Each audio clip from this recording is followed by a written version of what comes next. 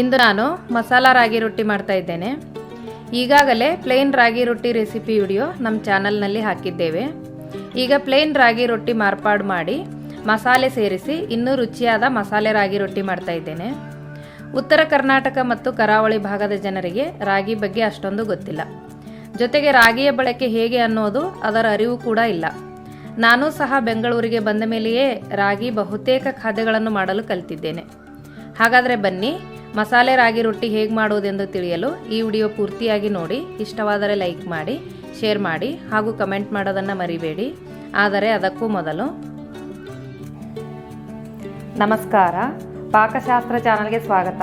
ನಾನು ಸುರೇಖಾ ತಳವಾರ್. ನಮ್ಮ ಚಾನಲ್ಗೆ ಸಬ್ಸ್ಕ್ರೈಬ್ ಮಾಡಿಲ್ಲ ಅಂದರೆ ದಯವಿಟ್ಟು ಸಬ್ಸ್ಕ್ರೈಬ್ ಮಾಡಿ, ಹಾಗೆ ಪಕ್ಕದಲ್ಲಿರೋ ಬೆಲ್ಲೈಕನ್ ಪ್ರೆಸ್ ಮಾಡಿ.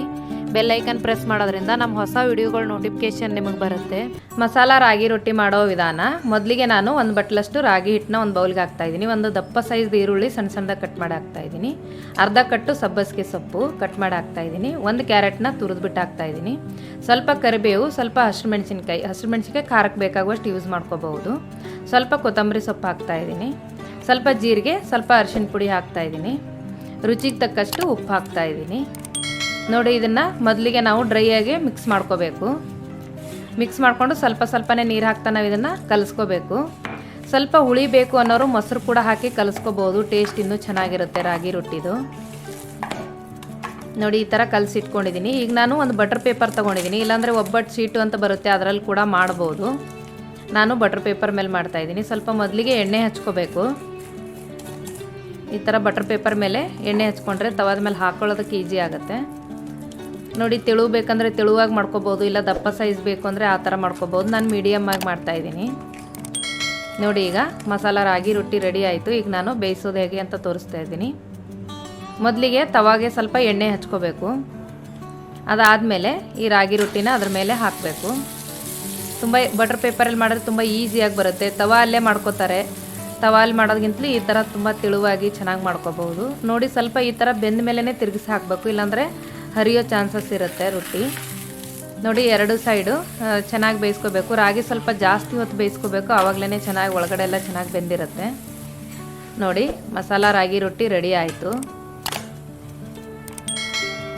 ನೋಡಿ, ರುಚಿಕರವಾದ ಮಸಾಲ ರಾಗಿ ರೊಟ್ಟಿ ನೀವು ಕೂಡ ನಿಮ್ಮ ಮನೇಲಿ ಟ್ರೈ ಮಾಡಿ. ಚಟ್ನಿ ಜೊತೆಗೂ ತಿನ್ಬೋದು, ಮೊಸರು ಜೊತೆಗೂ ತಿನ್ಬೋದು. ಮಸಾಲ ರಾಗಿ ರೊಟ್ಟಿ ಮಾಡಲು ಬೇಕಾಗುವ ಸಾಮಗ್ರಿಗಳು: ರಾಗಿ ಹಿಟ್ಟು, ಸಬ್ಬಸಿಗೆ ಸೊಪ್ಪು ಅರ್ಧ ಕಟ್ಟು ಸಣ್ಣ ಕಟ್ ಮಾಡಿರೋದು, ಈರುಳ್ಳಿ ಒಂದು ದಪ್ಪ ಸೈಜ್ದು ಸಣ್ಣದಾಗಿ ಕಟ್ ಮಾಡಿರೋದು, ಒಂದು ಕ್ಯಾರೆಟು ತುರಿದಿರೋದು, ಕರಿಬೇವು ಸ್ವಲ್ಪ, ಖಾರಕ್ಕೆ ಬೇಕಾಗುವಷ್ಟು ಹಸಿರುಮೆಣಸಿನ್ಕಾಯಿ, ಸ್ವಲ್ಪ ಕುಕ್ಕಿಂಗ್ ಆಯಿಲು, ಸ್ವಲ್ಪ ಜೀರಿಗೆ, ಸ್ವಲ್ಪ ಅರಿಶಿನ ಪುಡಿ, ಕೊತ್ತಂಬರಿ ಸೊಪ್ಪು ಸ್ವಲ್ಪ ಕಟ್ ಮಾಡಿರೋದು ಸಣ್ಣದಾಗಿ, ರುಚಿಗೆ ತಕ್ಕಷ್ಟು ಉಪ್ಪು. ಈ ವಿಡಿಯೋ ನಿಮಗೆ ಇಷ್ಟವಾದರೆ ಲೈಕ್ ಮಾಡಿ, ಶೇರ್ ಮಾಡಿ, ಸಬ್ಸ್ಕ್ರೈಬ್ ಮಾಡಿ, ಹಾಗೆ ಪಕ್ಕದಲ್ಲಿರೋ ಬೆಲ್ ಐಕನ್ ಪ್ರೆಸ್ ಮಾಡಿ. ಧನ್ಯವಾದಗಳು.